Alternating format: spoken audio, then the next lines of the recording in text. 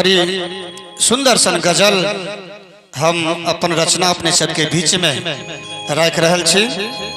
जो नीक लागत तो निश्चित रूप से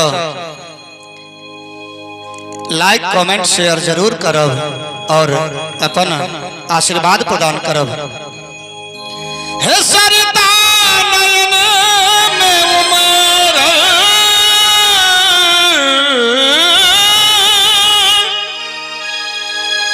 हे सरिता नयन में उमर, एकरा कता बहायब लागल तरास हिए में एकरा को ना बुझायब। लागल तरास हिए में एकरा को ना बुझायब। सरिता नयन में उमर, सरिता नयन में उमर, एकरा कता बहायब लागल तरास हिए में एकरा को ना बुझायब। लागल तरास हिए में एकरा को ना बुझायब।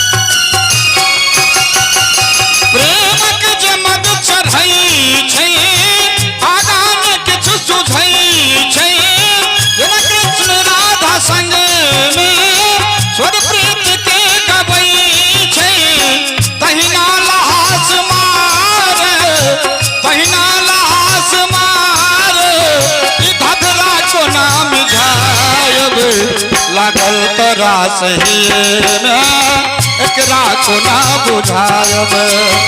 लागल तरास हिए में एकरा को ना बुझायब।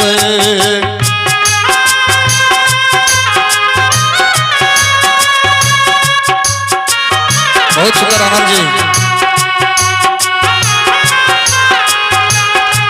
म्यूजिशियन के वास्ते अपने सभी को जोरदार थापड़ी बजाया जाए।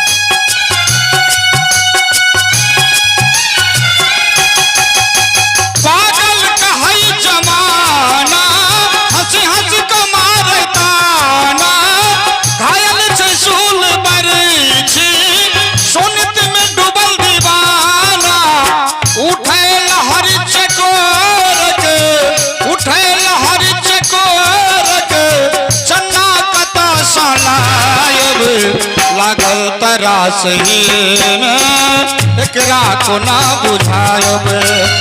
लागल तरास हिए में एकरा को ना बुझायब।